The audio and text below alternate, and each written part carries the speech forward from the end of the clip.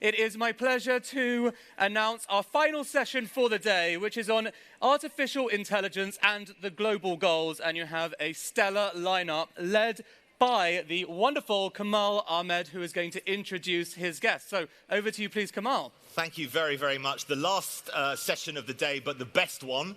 It is the moment when we can put aside our cynicism and talk about doing good in the world, which I'm sure you do every day at your place of work. But this is not doing just good as in helping people across the road or recycling your single-use plastics. This is somewhat more ambitious. This is about the global goals. And there are 17 of them. And I printed them out, 17 little boxes, but with really, really big statements behind them. Everything from no poverty, no hunger, good health, quality education. Something that we can strive for as citizens of this world by 2030. As you say, we have a stellar panel here. From the far right, we have Dominic Vergine. He is the founder of 2030 Vision and head of sustainability at ARM. To his left is Kriti Sharma, the founder, AI for Good, and UN Young Leader for the Sustainable Development Goals. Next to her is Claire Melamed, Chief Executive of Global Partnerships for Sustainable Development Data. To her left is Jacquelline Fuller, Vice President at Google and President of Google.org. And to her left and my right, Richard Curtis, founder of Project Everyone and maker of everybody's favourite films of whatever type you want. I was lucky enough, Richard's going to kick us off, I was lucky enough to meet Richard and have known Richard for more than a decade. I used to be head of news at the Observer newspaper, and Richard, in 2005, founded the Make Poverty History campaign, which built on the Jubilee 2000 Global Goals initiative. And I think one thing, just to kick us off as a thought before I hand to Richard, is that when these things were laid out as ideas in the 90s initially, and then into the 2000s, they seemed unachievable. They seemed almost farcical in their dreamlike notion of solving things like hunger or poverty. But each time, and when I was involved with the Observer with Make Poverty History, a year-long campaign we did with Richard and his teams, it was astonishing how much progress we could make. And that was before so much of the tools that you can use in this room were available to people, and certainly before tools that were globally available and globally shareable were there to be built and scaled around the world. So Richard, why don't you kick us off with some overviews and I think a film, just to kind of settle us on what subject we're going to be speaking about for the next hour. With 15 minutes to go, I will come to you lovely people for some questions. So be squirreling those away as you listen to this august panel. Richard. Thank you very much indeed, and thanks for your partnership on it for so long. I operate, we may even have it written down on a board in Project Everyone. My theory in life is always that to make things happen, you have to make things. And I think this is a particularly apt thing for the audience today. It won't just work with political theory and lots of conversations. So the first thing that I can show you we've made is a tiny little film just to introduce the subject in a cheerful manner. Hello, CogX. I'm Molly. You don't know me, but I've heard a few things about you techie lot. You've made cars that don't need drivers, computers that teach themselves to play chess, and you can accelerate 2 beams of protons to 6.5 TeV for a collision that creates centre of mass energies of 13 TeV. So you're pretty smart, right? In which case, I've got a problem for you to solve. In fact, I've got 17. In 2015, every single world leader in the whole world agreed to 17 global goals. By 2030, when I'm grown up, they want to get rid of poverty and hunger, to sort out inequality and climate change, and solve problems like the fact 1 billion people don't have access to clean water, and 1 in 5 children still don't get an education. A lot of people think these problems are impossible. But I've heard you don't believe in impossible. So if you really are the best problem solvers in the world, now's the time to prove it. Prove you're the cleverest, brainiest, most imaginative, tough problem-solvingest people that ever lived, and help us. Do it to save millions of lives, to rescue our world for future generations like me. Or you can do it for the same reason you do lots of things, just to see if you can. So come on, you've only got till 2030. Let's see what you've got. If we work together, we can make the global goals a reality.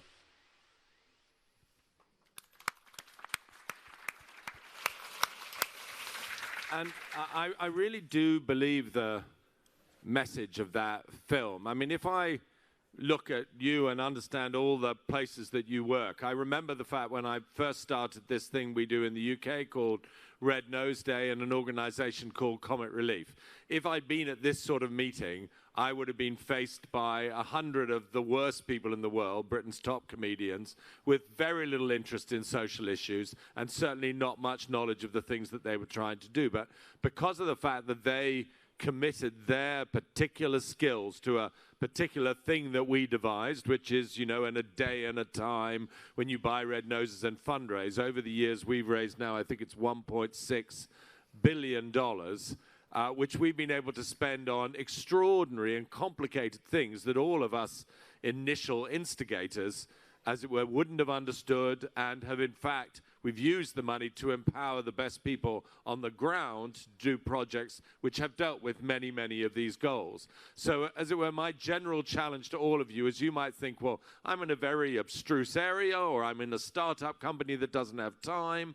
But the truth of the matter is that if you do begin to apply your skills, if one of your starting points at the beginning of every day is that I will try and integrate the work that I'm doing into something that will help other people, form partnerships with other people, aim towards these goals, I think that you could really make, as it were, much more than the 1.6 billion, really affect people's lives. And I would ask you to, as it were, walk away with that. And these are really interesting goals. The first thing you could perhaps do when you go home is just have a look at them and see how interestingly complex and intertwined they are.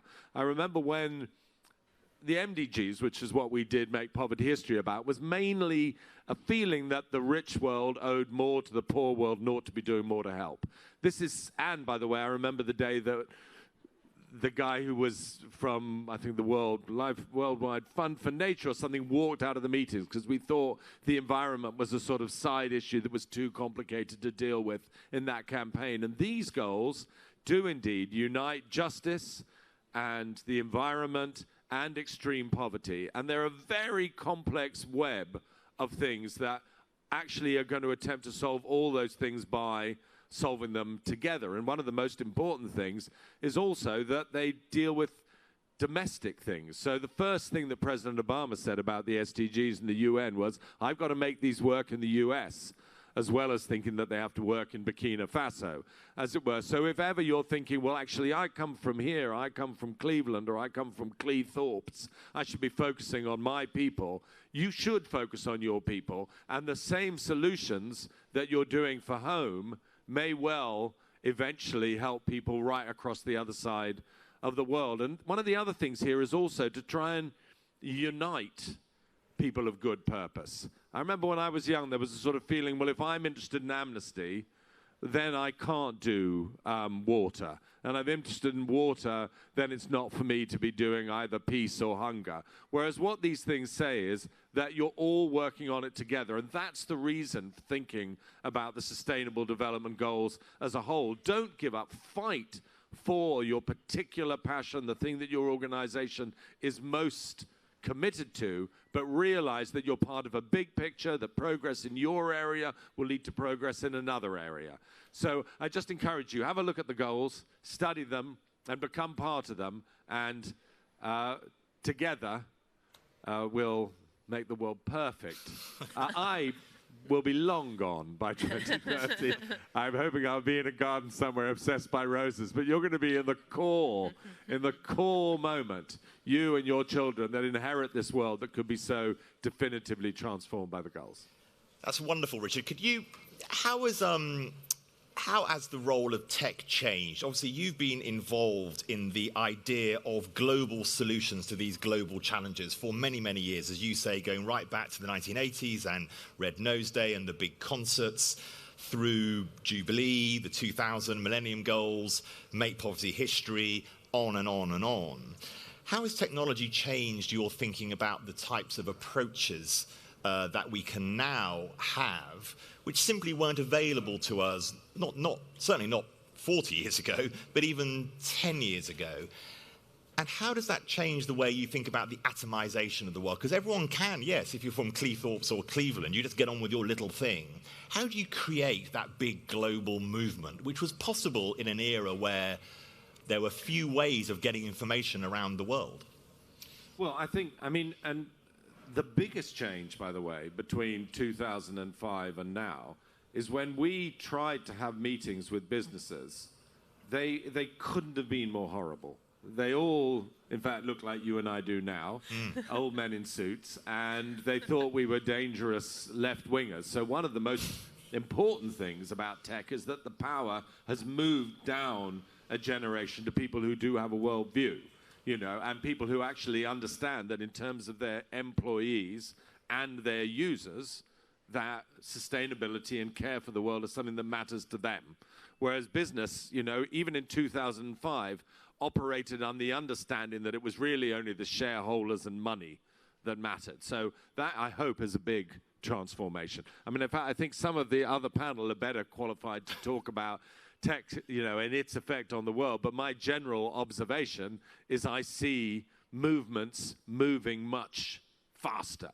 And so I'm incredibly inspired, as it were, by Black Lives Matter and by the Me Too movement and by Little Dicky's video about the Earth that he released the other day that 36 million people had seen within 4 days. So I do think that there's a kind of universality about the things that tech can achieve. But on the other hand, I think that you also have this great skill, which is unlike comedians, politicians want to talk with you. And they want to work with you. And I think one of the most exciting things is the idea, it's what Dom's talked about, which is digital public good, that if you actually come up with an idea which works and you take it to government, they're keen to partner with you and work with you and use that technology for all citizens. Great. Jacquelline, take us through a bit of google.org, your approach. Your background, of course, takes you back to the Gates Foundation. You've been involved in this type of work and energetic solutions, trying to find solutions. Just take us through the approach that you've taken as an organization and maybe the way that the audience can plug into the type of work you've been doing. Well, one of the things that we've seen is that, the tech community, I think, cares deeply about a lot of these issues, and people want to apply what they're best at and where they can uniquely make the biggest difference in the world. And for technologists, that is just a crucial skill, and it's one that's really missing from the social sector often.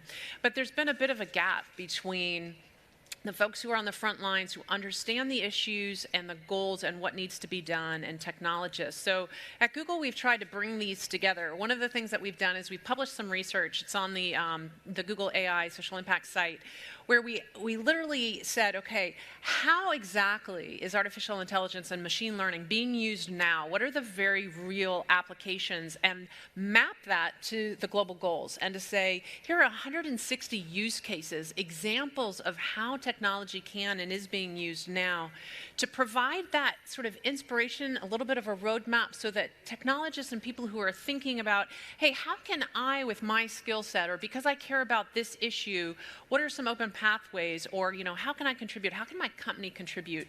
Right. So part of that is about building the ecosystem. The other thing that we did is we just finished a global open call where we just opened it up to researchers, nonprofits, social businesses, and said, how are you using artificial intelligence, machine learning? We put in a pool of 25 million to fund the best ideas, and we were overwhelmed by the ideas that came back. Interestingly, 40% of the teams who applied were not had never used these solutions before, but they had envisioned them. They were unable to get funding, oftentimes lacked the expertise, and I think some of the panelists here are going to talk about how we can help bridge that gap. But we saw phenomenal ideas. You know, there's a group called Watt Time Forever, for example, one of the winners, and they're doing real-time mapping of emissions from power plants, for example. You can think about how powerful that would be in climate change. There's a group that came out of India that's looking at, you know, shareholder farmers and the kinds of diseases that are affecting their crops, and how can you use just simple smartphone technology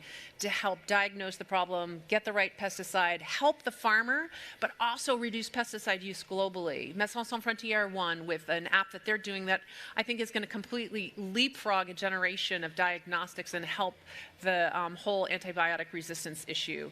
So there are phenomenal, I think, solutions going on. There are people with great ideas. I think we need to do a better job as funders, as companies, to help build out the ecosystem and back some of these ideas and winners. And we're also supporting Richard and the work that he's doing, because I think it's really important, you know, for us together as a global community to have this charge that we're lining up against, and to say, okay, we are signing up together and we're going to go there together, and to have that call and, frankly, that accountability.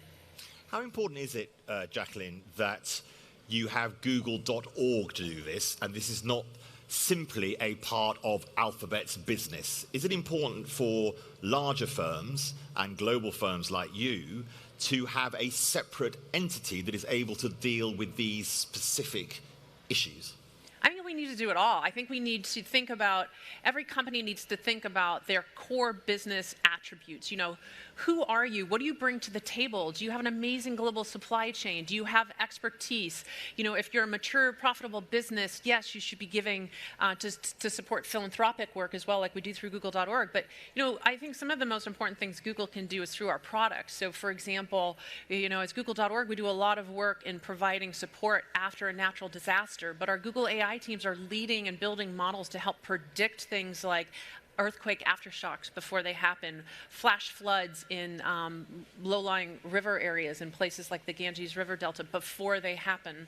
So I think the expectation should be that we do it both. We take action with our core business, with our core products, and we are also making sure we're part of the broader philanthropic effort as well. Kriti, before I bring you in, Jacqueline, just staying with you for a second, Richard makes an interesting point that, to his sense, the mood of business has changed. If you think back to 2005, all that has happened since then, obviously the major economic event of the financial crisis of 2007 and 2008.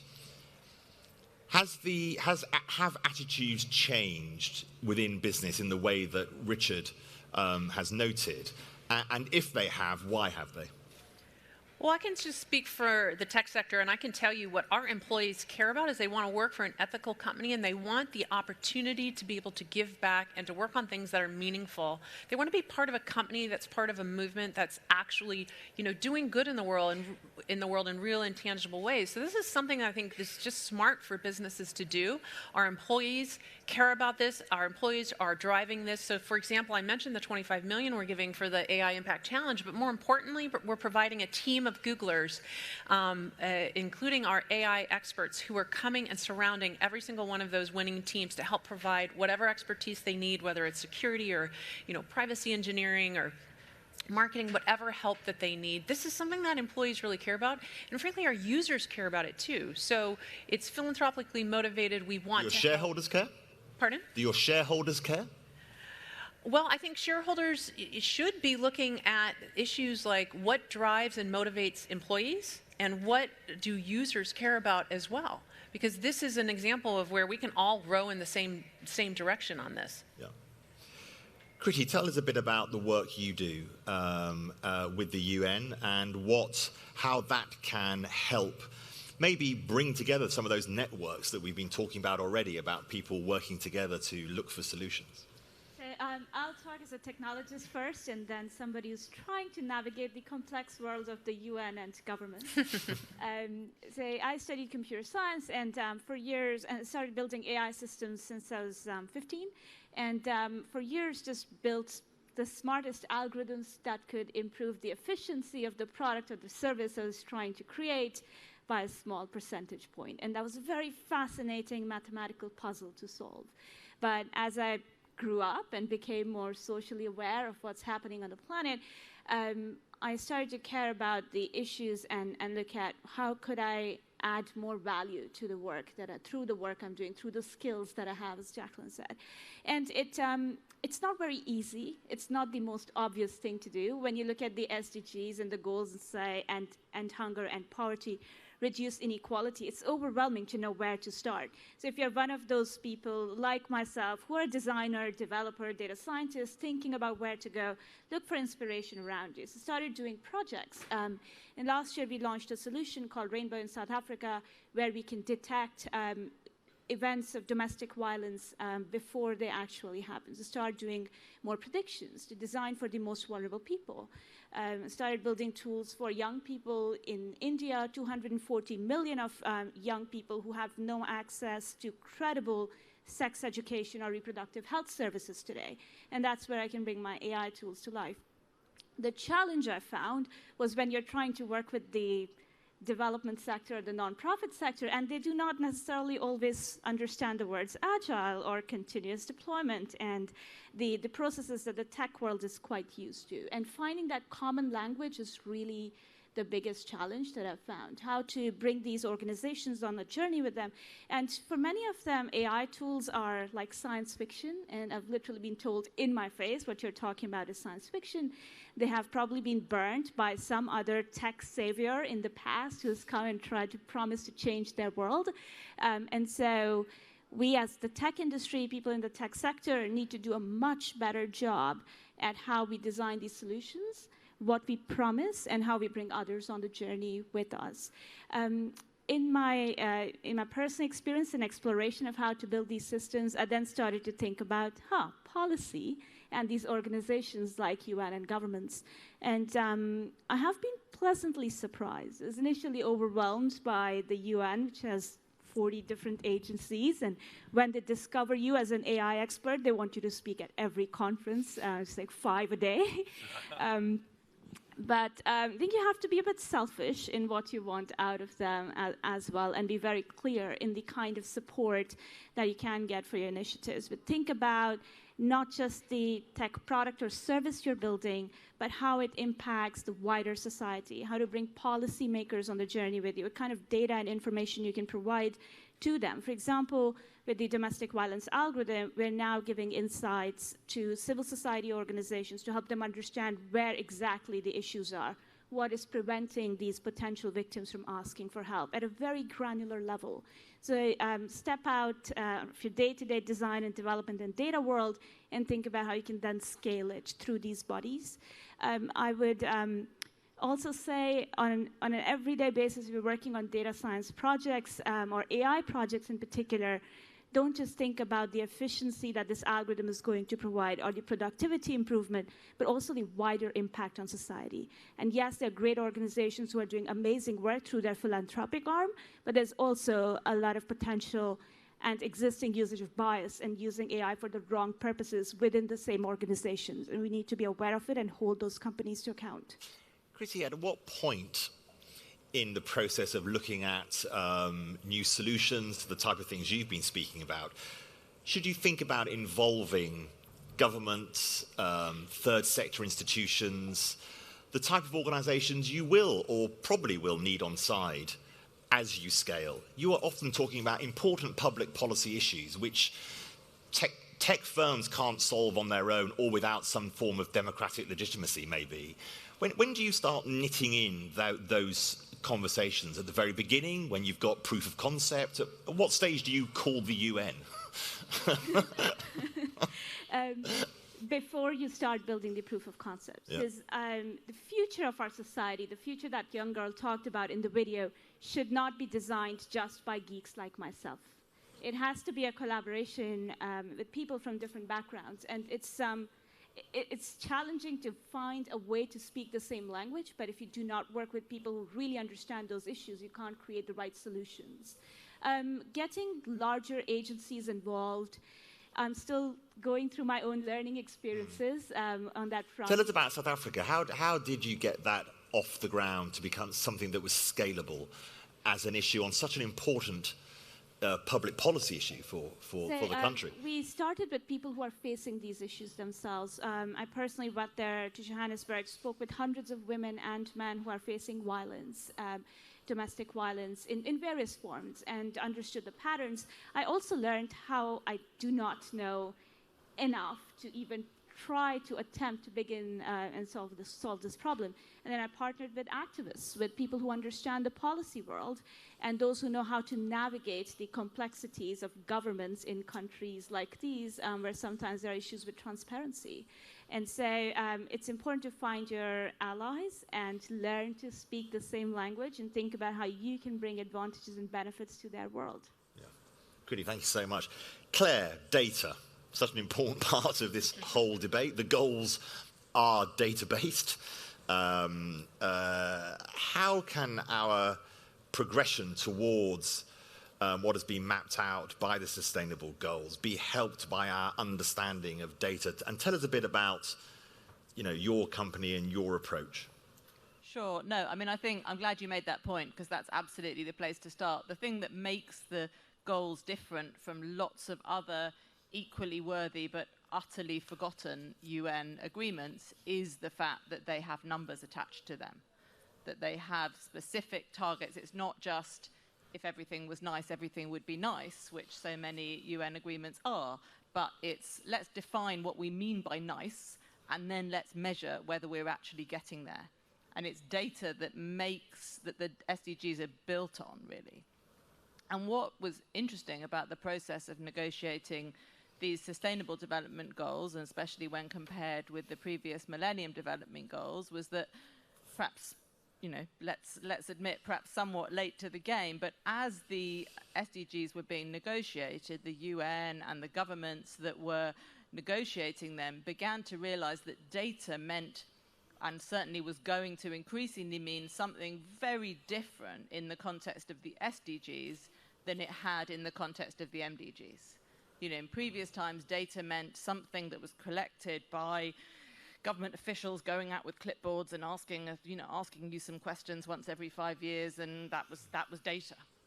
But of course now, we're drowning in data. We're producing, don't need me to tell you, well, everyone in this room knows better than I, that we are producing absolute, enormous volumes of data all the time, which should make the job of the SDGs much easier. We should know immediately how we're doing on the SDGs because we can.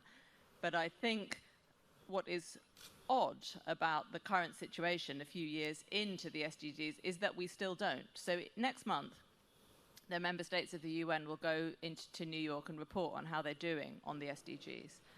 And one of the things that they will report on, of course, is progress on poverty, which for some people is the kind of single most important indicator. How are we doing on ending extreme poverty? A lot of other things flow from that. What perhaps won't be so widely known is that for the countries of Africa, when the governments go and report on how they're doing on poverty, for 2/3 of the people that live in Africa, what they're using is actual numbers that were collected before the SDGs were even agreed. And no one's trying to trick you. They're modeling and they're using estimates, and everyone's doing the best they can with what they've got.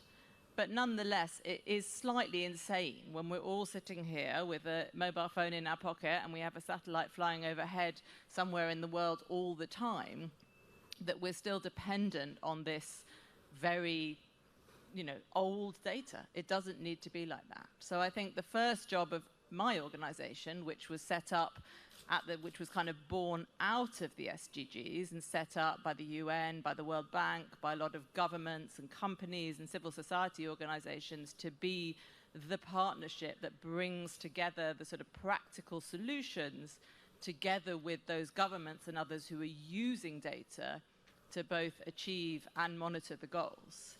And what we are doing is trying to pull the sort of best of everything that's in this room and outside it, bring all of that best technology to bear on these world's worst problems, which are symbolized by the Sustainable Development Goals. So the first is this question of time, of can we track what is going on with the SDGs right now? We can, but we're not. And that's the first problem that we're trying to solve. Second problem we're trying to solve is a problem of coverage of people. So you heard Molly in the film there say that 1 in 5 children are out of school. Now, we kind of know that because we sort of guessing on the basis, again, of quite imperfect evidence, and it's probably reasonably accurate. What we have no idea about, or very little idea about really, is why those children are out of school. So we've got a kind of hunch that probably, for example, quite a lot of those children are not in school because they have some sort of physical disability or an illness that keeps them out of school, that makes it, in a sort of practical sense, quite difficult to get to school. But there's almost no governments that are collecting reliable data on how many children are kept out of school because of that sort of disability or illness. So of all the money that's being mobilized internationally to solve that problem, to get those 1 in 5 children into school, we don't really know what's the best way to spend it, because we don't have the data that will tell us why, and will also tell us, again, in real time, whether what we're doing is working. So there's sort of 2 big issues with data in the SDGs. One is about time, one is about coverage. And we're working with partner governments in particular around the world to try to connect up data production and data use. And it comes down to, all of this is about actually getting data used in the places where decisions are made, so that we're using all of these amazing resources that we have in this room and everywhere else around the world that are being mobilized so effectively by Project Everyone and by others to the best effect, and that we know whether what we're doing is working. Can you see, Claire, given the challenges that you've outlined about the imperfect picture, can you see what progress has been made, or whether we need to accelerate from what we do know so far? Somewhat, yes. I mean, I think, I think what we see is generally a picture of progress. I mean, I think it's possible that, I think one could argue in some cases that some of the indicators on the environment are getting worse. We know that carbon emissions are rising and so on across the world. But on the other hand, however fuzzy our information may be, I think we can say pretty definitively that fewer mothers are dying in childbirth, more children are in school, more people are living on higher incomes than ever before. So generally, absolutely, the world is getting better. The frustrating thing is that with better data, we could make it get better faster. Could you imagine a situation by 2030, or one of the goals should be maybe 17.5, Richard? The goal 17.5 should be good data. That would be a really important way of testing the first 17 goals. And could we get there? Can you see a trajectory which gets us to the point at which some of the gaps you've outlined, maybe with the help of people in this room, are solvable? Totally. I mean, I would hate to think that we would have to leave that till 2030, because I personally think these problems are solvable quite quickly if we only choose to do that. So I'll definitely let you have your goal, but can we make it a kind of 3-year goal, not a 15-year goal? A fast one. I mean, Richard, the area around data and collecting data, you can only test what you can make a judgment on. When you came to actually setting the goals, how important was it that they were deliberately testable? Because data is a thing, as Claire says, otherwise they can just be warm words. Yeah, well, look, I think it's extremely important that they're breakdownable, because it also allows people to really focus in hard on a subject that they're interested in. My friends at War Child have just formed an extraordinary partnership of governments, businesses and charities to deal with, 8.7, as it were. My plea with, and I've talked to Jacqueline about this, and I talked to Claire about this, is, really, there's a tiny, maybe it's not a problem, maybe it's where you all start, that there is a tendency in data people to say, let's just get all the data, and then when we've absolutely got it all, then we'll start making it commercial, understandable, and politically active. And my worry is that will take us all of time. and that it's very important indeed for people who work on data and people who invest in data to also say, well, we're making the album, but what's the hit single?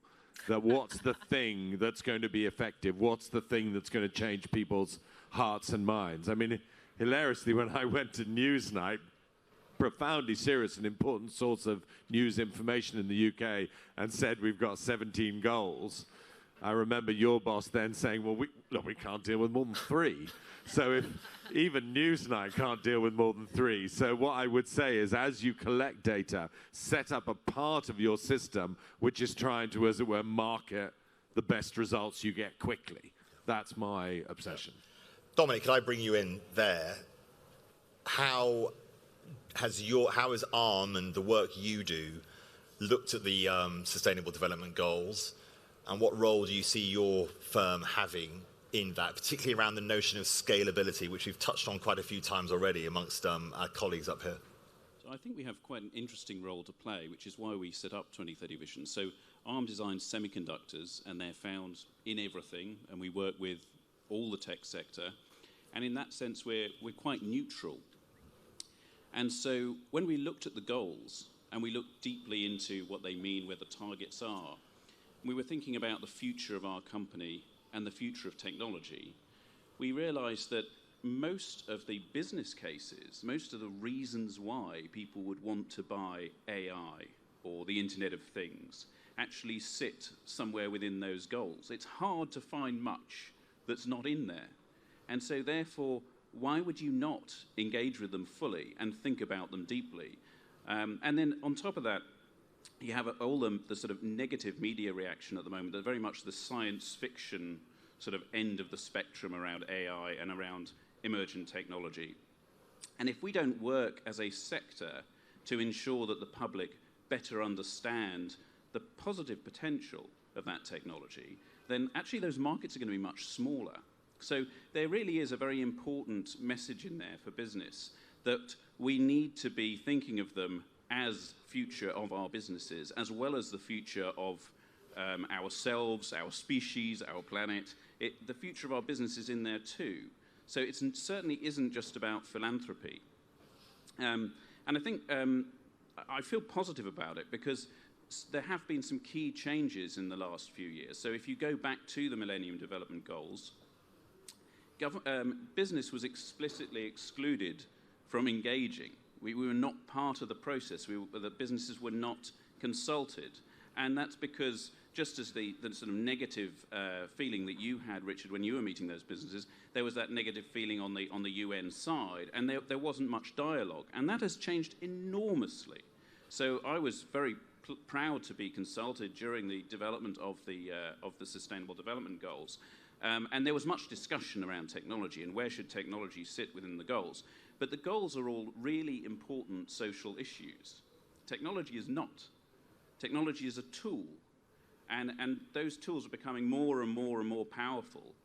But we have to remember that they are the means to an end. They're not the end in itself. And so we're thinking, well, how do we use this incredibly powerful new technology to underpin and support all 17 global goals? And then as ARM, we've reached that scale, the extraordinary scale of being in all your pockets and cars and homes and everywhere through partnerships. And so we created 2030 Vision to bring technology companies together and think, well, what can we do that will really create a step change?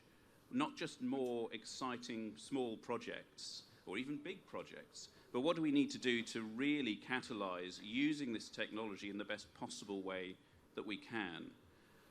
And so we didn't know we were going to be able to do this, but we've managed to convene. We've shown that we can bring lots of companies together around it, but we've rooted 2030 Vision in the UN system, in the global goals. So the steering committee is UN agencies, it's NGOs, it's academics. We want to make sure that it's rooted in the need, and the technology companies almost come to serve that need and to show how relevant these technologies can be.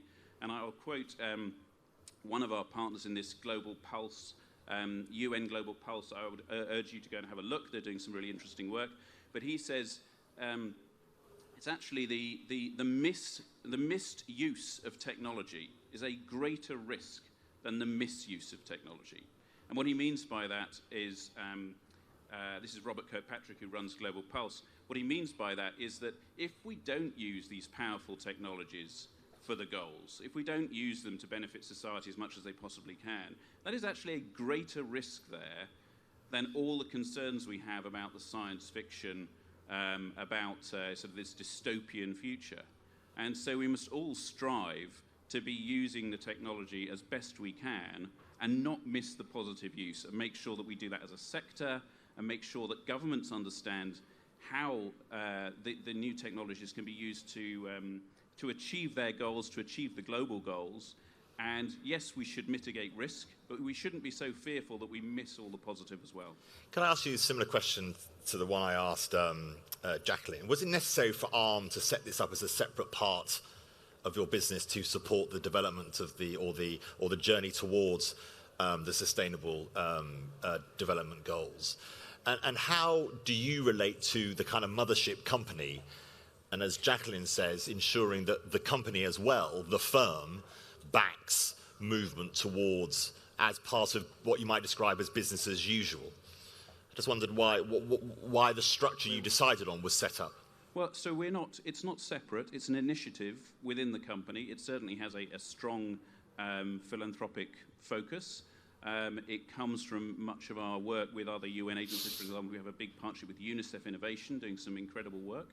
But it's also connected to our daily business. So we are looking at things like AI and ethics, and how we can actually think about that, and things like issues like unconscious bias that might be built into systems, and how we do that throughout the design process. So I do think it's important not to create a sort of divide between global goals work or philanthropic work and core business. Isn't that the danger, though, in terms of setting up at least a separate entity of some description? Well, it's just one of the criticisms of business, wasn't it? A description of right. what we're doing. It needs something, because it cannot just be ARM, or it probably can't be just Google.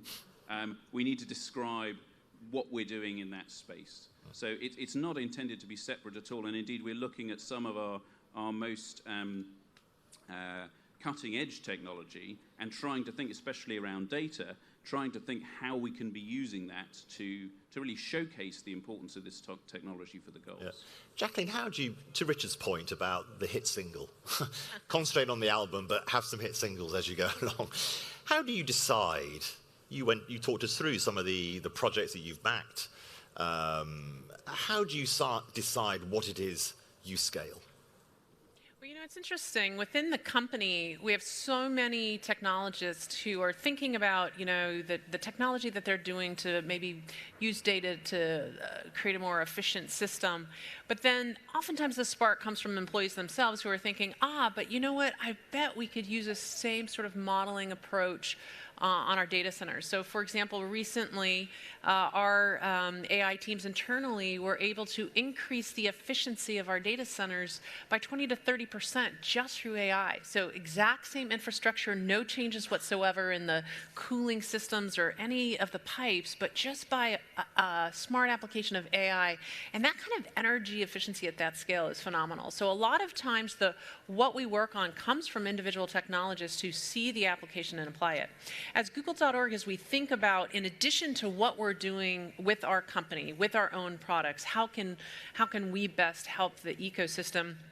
The reason why we had a global call is because we don't think we have all the answers, right? And we don't know the best ideas, or aren't coming across the best teams just, on our own. And we believe that there are people in the farthest reaches of the earth, across the world, who are thinking of really novel, clever, elegant, technical solutions to the problems that they see and they feel in their village, in their family, in their network. So we do the open call approach as well, to say, hey, we want to hear from all of you. What are you working on? What are your ideas? And we were surprised by 90% of what we saw.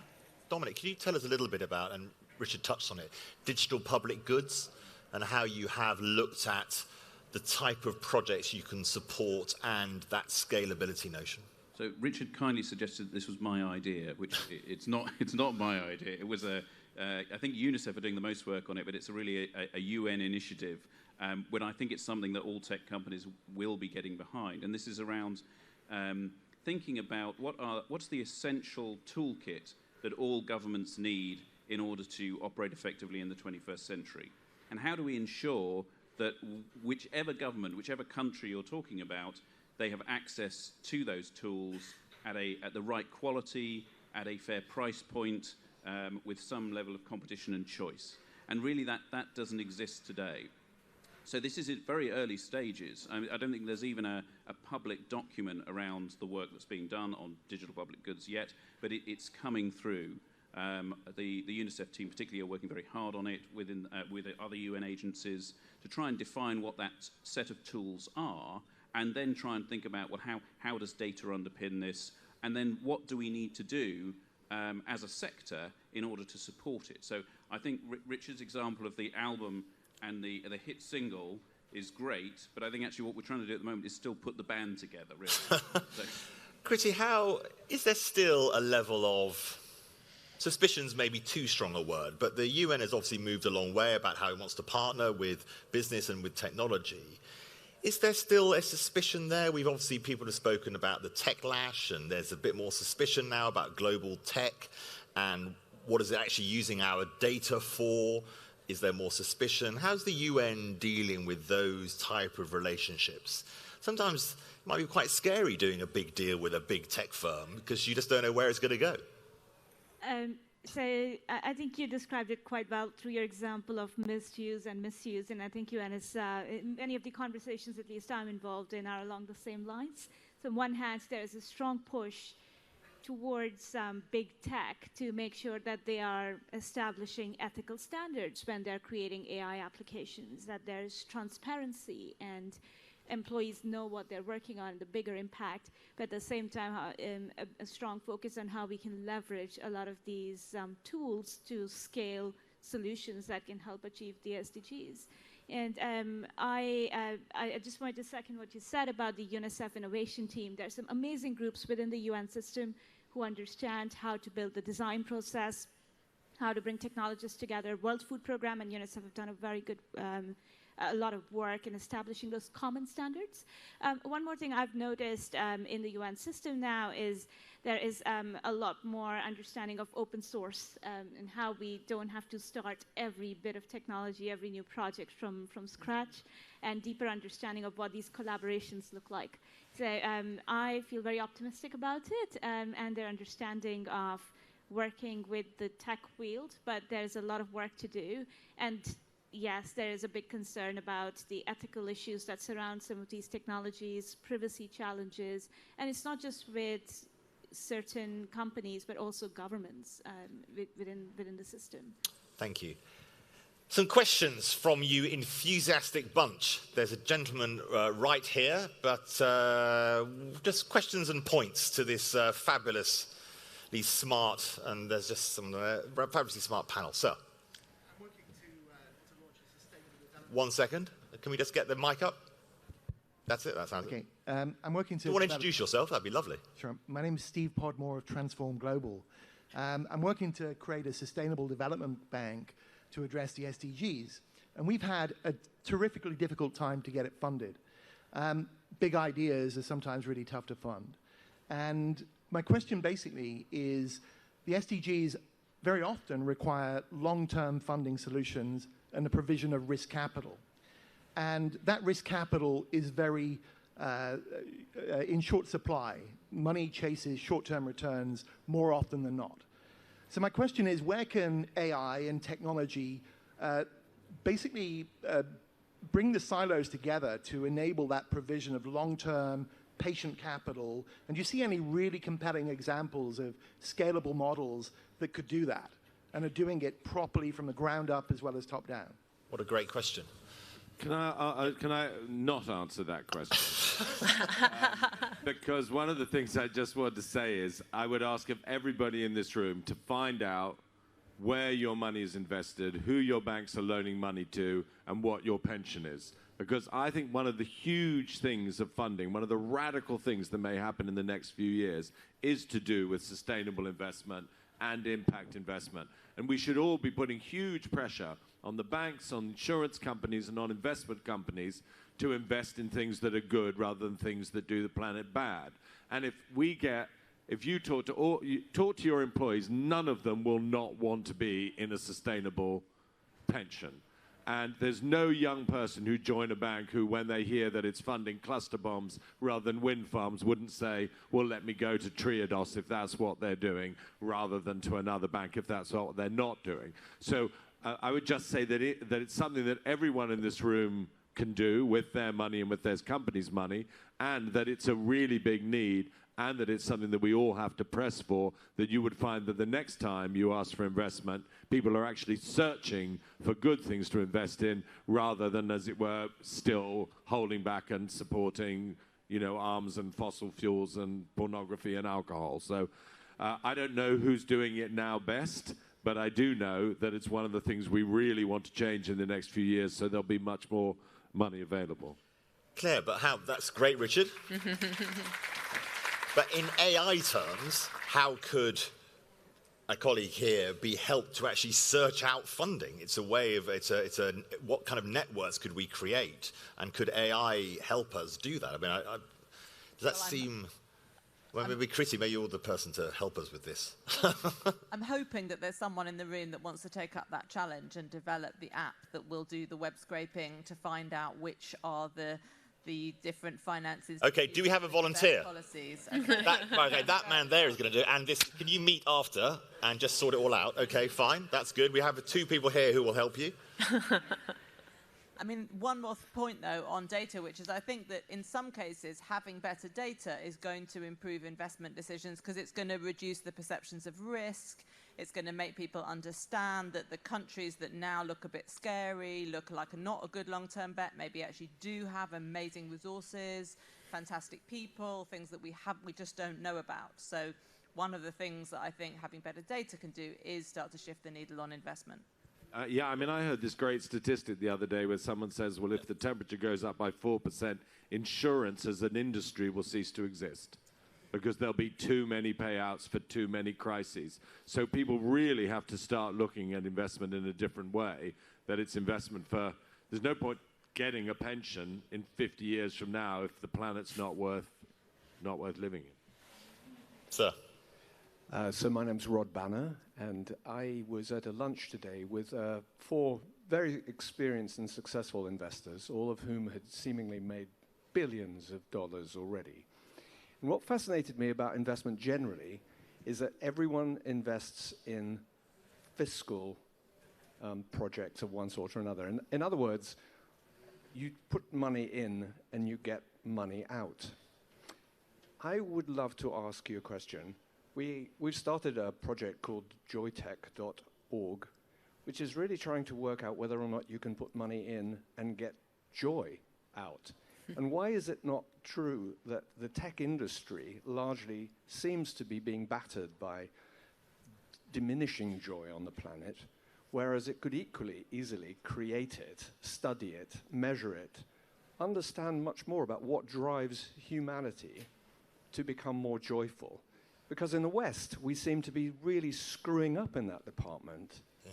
I don't see any reason why we need to. Okay, Google shareholders going to be happy with... we're afraid the profits are slightly down this year, but we've increased the notion of joy in the world. Will that make your shareholders happy? I love the idea of, how can we use science and technology? There's a fascinating happiness literature that's happening right now, and happiness research and joy-based research on, what we can do as human beings. And guess what is the #1 thing that comes out of every scientific study on how to increase joy in your life? Love Island. No. Relationships, giving, being generous, deepening your relationships. So all of the things that Richard and Project Everyone are all about is really a mindset shift, right? It's for all of us to think about our humanity and our relationships and our investment in the human relationships, in the human capital. And I think it is one of the ironic things that doing that is actually going to increase our own happiness. It's difficult to get the data for joy, isn't it? Gentleman there, and then a woman to the left there, yes, thank you. Yeah, Stephen Fern. In answer to your question, I'm the chairman of the G9. It's a global group of billionaire families. And one of the things we've been working on for 20 years is the deployment of private capital into doing good. And there are a couple of just observations. The first is there is absolutely a huge appetite within people who've made a huge amount of money to find fulfillment, which is an application of your own skills to something you feel passionate about. So the wall of money that is available to support amazing tech ideas, particularly with an impact agenda, is absolutely there. We can count it in the tens of billions, if not hundreds of billions. The issue is that the families put huge walls around them to stop them being pestered by the bad ideas and the useless ideas. And the impact world is incredibly fragmented. So the ideas and things that are being developed in one country by one genius are also being done in another country by another genius. And there's a lot of wasted mental energy. And I think in tech, the idea of Google sort of saying, you know, here is an SDG issue, we are looking for a solution, and almost, I'm not a tech person, but sort of a hackathon to create the solution so that the collective minds of the intellectual capital in this kind of room can focus on that, the hit record. And that is kind of what's missing. It's a unilateral sort of approach to project by project, thinking by thinking. The capital is absolutely there, waiting to be deployed. But we can stick people in front of 3,000 videos. And Richard, I sort of still hark back to watching Vicar of Dibley and the sort of famous video about Make Poverty History, which had me and my entire family bawling in tears. We can stick a family in front of 3,000 different videos with local causes or global causes, half of which will make them cry. So the inertia comes from too much choice, too big a deal. Yep. So there needs to be a singularity of a vision, and there needs to be very specific tasks set to be solved. And that's when you get the global community of people who want to contribute, helping to find a solution, which absolutely can be funded. Fantastic point. The lady just in the front there. Do you want to make a point about that, Richard, about the notion, because I touched on it at the beginning, about atomization, the notion that everyone just can do their own bit of work and it can be wonderful, but the choice is too high. No, I mean, I think this is a really gripping little conversation here, because I'm very interested in the money and very interested in the things that make a difference. And if you have spotted, and, you know, if Google, it's a really interesting idea that, as it were, someone would take all the people in this room and synthesize the ideas they have into those which do seem to be the best in partnership or the best individually for investment, rather than those people having to just seek the investment themselves. I mean, it's interesting whether that's a mechanism we're lacking. That's one big thing we can take out of this panel. Yes, madam. Sorry, the lady there? Yes, or the lady here? Yes, both of you, in fact, yes. Hi, Gina Fegan. My question is about the political environment in which we're set right now. I'm really, really, really worried about the lack of discussion and the lack of knowledge that we have. I mean, we've got the Brexit debate here. We've got issues happening with Trump in the States. And what I'm seeing is that ordinary people have too much data, too much information, too many places to go, and they have no emotional connection to any of it. So I remember that during the Second World War, they created the archers to be able to give specific pieces of information to the community to say, this is what you have to do. So it's really a call to Richard, can you please do something that will get information out so that real people can engage and care about it? Because at the moment they don't care enough, and I'm worried that our politicians are letting us down. Well, I know exactly what you're saying. It's a hugely complicated question, but it is interesting for, you know, those of you who run companies, that the Edelman Index the other day said that the single most trusted entity is the company you work for.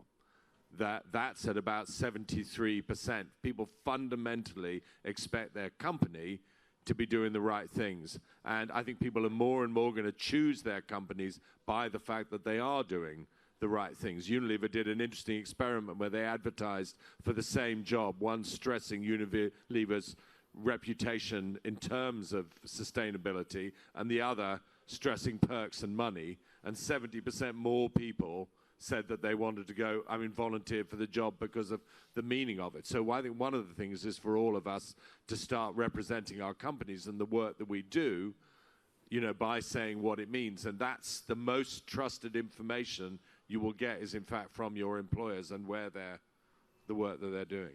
Great. It's very tight for time. There's a lady there, and then there's a gentleman very patient at the back there who did. Yeah, just one more here, yes? Okay. My name is Leila Charlton-Merrick. I'm a partner at a firm called Tribe Impact Capital, the first UK's first independent wealth management business focusing on impact. We use the SDGs as a framework to help our clients actually not only meet their financial objectives, but the one key thing that we try to help them navigate the SDGs is the value system that underpins the SDGs. And I think one of the biggest problems that I have seen in our industry over the last two decades that I've worked in it is that there is a disengagement between asset owners and the wealth that they have created, and using that as a powerful tool to make a change. But navigating 17 goals is a very difficult thing to do, to figure out where are your priorities. So I think if you break it down and back to the basics and peel the layers of that onion and get to the real sort of value system, belief system of people, and get them to start thinking to what, Richard, you were saying, what is my money doing today? Where is it where is it sitting? You need a framework that brings it back to that sort of emotional side before you can actually see that money flowing to the right. Final point from that gentleman up there, and then I'm going to ask each of the... Okay, go on, Richard. No, I was going to ask each of the panel to give us out the one big takeout that you would like this audience to go and get on with and support what the Sustainable Development Goals are all about. But, sir, yes, very briefly, we're a bit over time, but this is quite important. Okay, thank you. My name's Esri Karlbach. I'm a writer. I just want to pick up on something that Dom mentioned about technology not being a social issue. It quintessentially is a social and cultural phenomenon, and that is apparent in the very limited set of ideas and limited set of language and the very metaphors we use when we talk about these issues. I mean, we can see the power of metaphor. Richard mentioned the album and the hit single, and within minutes, 3 or 4 people had repeated it. My challenge to the panel is, what can we do to increase genuinely the diversity around the way we talk and think about these issues, which I think would enable the more conventional sense of diversity to flourish as well. Are we just all too homogenous in the way we think about this stuff, Dom? No, I don't think, well, we tend to be, yes, but I think that's where the global goals can really help. So apologies if that is what I said. I certainly didn't mean that it wasn't vitally important socially. I was meaning that it has to be a means to an end. Too often it's seen as a silver bullet. It's not a silver bullet. You have to think of the social issues. So I'm almost saying the opposite of what maybe you heard. But I think the global goals, especially in tech, can be a fantastic lens for innovation, because they do create that diversity, real diversity in terms of thinking, in terms of putting yourself in the position of someone else, someone in a different country, someone with a very different life, someone with different infrastructure, different problems. And through that, you have to step out of your comfort zone. And in doing that, you are much more likely to be innovative, and you're much more likely to have ideas that can then perhaps be applied to your conventional business. So I think using the global goals for innovation, helping it to inspire innovation, think about things in different ways, create that sort of that diversity of thought is really a useful point. Okay, so Dom, and I'll go from my right to here, to Richard to finish us off. One big takeout that you would like this audience to really think about after this event. We've already had one idea around bringing together the funders and the people who need the funds and how we do that. But what's the one big takeout you want this audience to think about? Well, it's similar to what I was just saying, I think. I mean, really, if you haven't looked at them, look at the global goals in detail, engage with what they are, what they're trying to do. Think about how your own companies or technology, your own skill set might be applied in order to help achieve them. And then look to see who you can partner with, who you can collaborate with. Look outside your immediate sector, outside of your silo of your work colleagues or your specific area of expertise, and see how you can broaden your own thinking on the goals by working with others and partnering. Thank you, Dominic. Kriti. Read the Global Goals document. I find it extremely powerful when it describes and breaks down each of these massive challenges into sub-goals. Reading that document is very, very important, gives you a sense of direction where we are going. as technologists, maybe do a sprint on how whatever products you're building or services you're developing have any kind of potential misuse or damage to society, and how they can be used and aligned to one of the goals. Claire. So this is an AI event, and data is the raw material for AI. So when you're building your AI products, think about the data that is powering those products, and think about who's in it, and think about who's not in it. And also, if I can have another half a thing, think about how those products are going to be used. Think about actually who is it who's going to use those products to make someone's life better, and try to get them involved in the production from the very beginning. Thank you, Claire. Jacqueline. You all have superpowers. The tech community has skills and access and ways of thinking and innovative approaches that are so needed. And I think it's really going to be the thing that helps us deliver these goals. So just an urging to believe in the power that you have, and to get proximate, as Brian Stevenson says, roll up your sleeves, dive into that issue, break the cultural bounds, go ahead and work with a nonprofit or a UN agency, learn from people on the front lines, bring some humility to the practice. But you have this amazing superpower. It is so needed, and we aren't going to reach the goals without you. Thank you, Jacqueline. And Richard, the one big takeout you would like to leave the audience with? Well, I mean, all I would really say is that we're going back to my roots as a fundraiser. This isn't an interesting subject. It's an urgent subject and a crucial subject. And you must try and remember, when you're doing something very small and very boring and very detailed, that there are lives at stake. And that's what you're really fighting for. You're really fighting to stop some child dying of pollution, because we haven't sorted that out, of an emergency, of a hurricane claiming, hundreds of thousands of lives. You're trying to stop hunger. You're trying to stop the spread of deserts. You're trying to stop children dying of diseases in water. You really are. It's about people who are exactly the same as you and me and our children. It is not an abstruse UN document where it would be helpful to help. It's, as it were, absolutely part of our common humanity. And the one thing about these goals is they are above national politics, and they are the answers to the emergencies. People say, well, let's sort out these emergencies, let's sort out these local political difficulties, and then get working on the goals. No, because the goals are themselves going to provide the solutions to the very emergencies and crises that we're dealing with. So I would say, get to work now if you can, and thank you very much. Thank you very much, audience. Thank you to the panel, and thank you for coming.